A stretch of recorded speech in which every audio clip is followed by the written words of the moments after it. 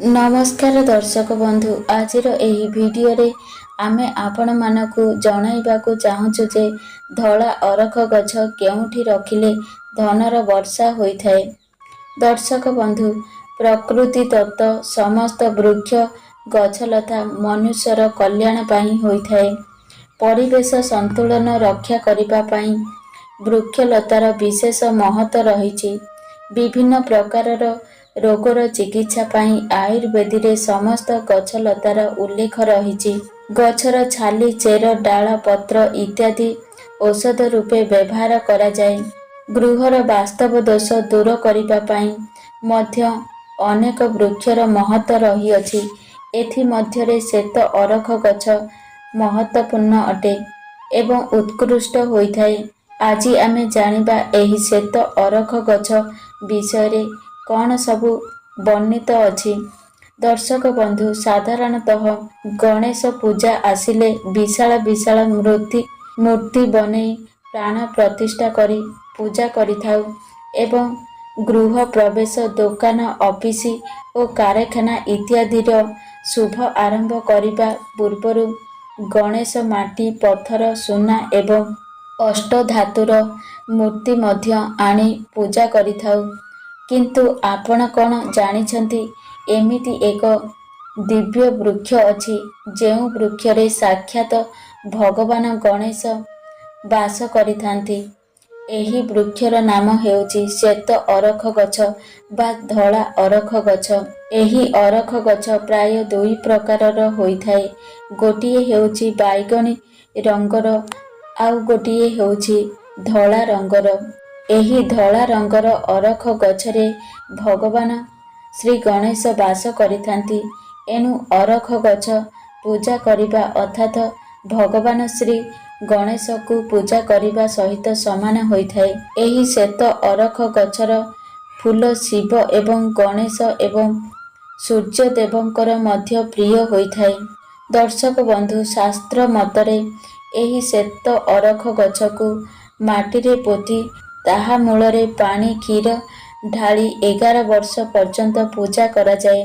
तेबे एही अरख गछर चेररे ठीक गणेश आकृतिर रूप नेइथाय जाहाकु कि लोके आनी घरे किंबा मंदिर रे पूजा करिथांती।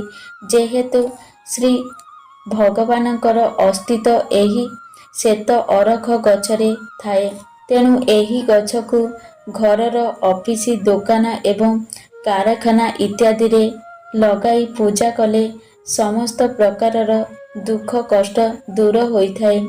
मनुष्य को धन प्राप्ति होइथाय। भगवान श्री गणेश हेउछंती विघ्नहर्ता तेणु गृहरे समस्त प्रकारर विघ्न दूर होइथाय। घरर नकारात्मक बा दुष्ट शक्ति को तड़ी देइथाय एवं गृहरे सकारात्मक ऊर्जार संचार हेबा सहित घर को सिद्धि एवं वृद्धि मध्य प्रवेश होइथाय जहा फलरे सेही गृहर मनुष्य को समस्त प्रकारर सफलता विद्या दिव्य ज्ञान प्राप्त होइथाय। एही श्वेत अरख गछकु स्थापन करिबा द्वारा घरर ऑफिस दोकान कारखाना वस्तु दोष दूर होइथाय जहा फलरे कि धनर असफलता वस्तु दोष केबे भी देखा देई नथाय। जेउ परिवारर मनुष्य जानवाहन चलाउछंती बा सैनिक विभाग रे थांती सेही परिवारर श्वेत अरख गछ निश्चय पूजा करिबा उचित कारण एहा द्वारा समस्त दुर्घटना टली जाइथाय एवं विजयी मध्य करिथाय। एहा सहित जल भय अग्नि भय शत्रु भय विवाद भय बा विषाद भय दुख भय अरण्य भय जंगल भय श्मशान बा मशानी भय इत्यादि देखा देई नथाय एवं एही भय थिले मध्य दूर होई जाइथाय। दर्शक बंधु जेउ घरे एही श्वेत अरख गछ पूजा करा जाए जंत्र मंत्र तंत्र शक्ति से घरे बा गुणी गारेडी किछि भी बिगाड़ी पारि नथाय एवं स्वामी स्त्री मध्यरे मनमालिन पिता पुत्र मध्यरे झगड़ा ଭାଇ ଭାଇ ମଧ୍ୟରେ ଲଢ଼ାଇ, ଏହିସବୁ ସମସ୍ୟା ଦୂର ହୋଇଥାଏ। ଦର୍ଶକ ବନ୍ଧୁ, କୌଣସି ବସ୍ତୁ ଦୋଷ ଜନିତ ଯଦି ଘର ତିଆରି ହୋଇପାରୁନଥାଏ ଅଥବା ଅଧାରୁ ରହିଯାଇଥାଏ, ତେବେ ସେହି ଘରର ପାର୍ଶ୍ୱରେ ଶ୍ଵେତ ଅରଖ ଗଛ ଲଗାଇ ପୂଜା କଲେ ସମସ୍ତ ବସ୍ତୁ ଦୋଷ ଦୂର ହୋଇଥାଏ ଏବଂ ସେହି ଘର ସମ୍ପୂର୍ଣ୍ଣ ହୋଇଯାଇଥାଏ। ଘରେ ଯଦି ଧନ ରହୁନଥାଏ, ତେବେ ଧନ ମଧ୍ୟ ଭଲ ସଞ୍ଚୟ ହୋଇଥାଏ। ନୂତନ ରୋଜଗାର ମଧ୍ୟ ପ୍ରାପ୍ତ ହୋଇଥାଏ।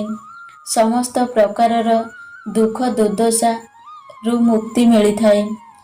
ଏହି ଶ୍ଵେତ ଅରଖ ଗଛକୁ ଘରର ମୁଖ୍ୟ ଦ୍ୱାର ବା ଚଉରା ମୂଳେ ରଖିଲେ ଅତ୍ୟନ୍ତ ଶୁଭ ହୋଇଥାଏ। ଯଦି ଘରର ମୁଖ୍ୟ ଦ୍ୱାରରେ ରଖିବା ସମର୍ଥ ନଥାଏ, ତେବେ ଘରର ପୂର୍ବ ଦିଗ ବା ଉତ୍ତର ଦିଗ କିମ୍ବା ଉତ୍ତର ପୂର୍ବ ବା ଈଶାନ୍ୟ କୋଣରେ ରଖିବା ଉଚିତ। ଏହାକୁ ମଧ୍ୟ ଆପଣଙ୍କର ଛାତ ଉପରେ ରଖି ପୂଜା କରିପାରିବେ। ଅରଖ ଫୁଲ ମହାଦେବଙ୍କୁ ଅତ୍ୟନ୍ତ ପ୍ରିୟ ଅଟେ। ମୁଖ୍ୟତଃ ଅରଖ ଫୁଲ ଅର୍ପଣ କଲେ ମହାଦେବ ପ୍ରସନ୍ନ ହୋଇଥାନ୍ତି। ତେବେ ସୋମବାର ଦିନ ମହାଦେବଙ୍କୁ ଏହି ଫୁଲ ଅର୍ପଣ କଲେ ସମସ୍ତ ମନସ୍କାମନା ତୁରନ୍ତ ପୂର୍ଣ୍ଣ ହୁଏ ବୋଲି ଶାସ୍ତ୍ରରେ ବର୍ଣ୍ଣନା କରାଯାଇଛି।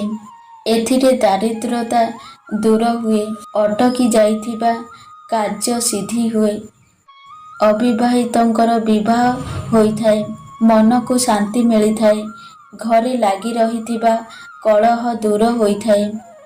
ନୀଳ ଏବଂ ଧଳା ଅରଖ ଫୁଲ ଭଗବାନ ଶିବଙ୍କ ପୂଜାରେ ଅର୍ପଣ କରାଯାଏ। ନୀଳ ଏବଂ ଧଳା ଅରଖ ଫୁଲ ଭଗବାନ ଶିବଙ୍କ ପୂଜାରେ ଅର୍ପଣ କରାଯାଏ। କୁହାଯାଏ, ଏହି ଫୁଲ ଅର୍ପଣ କରିବା ଦ୍ୱାରା ଭଗବାନ ଶିବ ବହୁତ ପ୍ରସନ୍ନ ହୋଇଥାନ୍ତି। ଏହି ଫୁଲର ପ୍ରୟୋଗରେ ମୋକ୍ଷ ପ୍ରାପ୍ତି ହୋଇଥାଏ। ବାସ୍ତୁ ଦୃଷ୍ଟିରୁ ଏହି ଫୁଲ ଗଛ ସୁଖ ସମୃଦ୍ଧିର କାରକ ଅଟେ।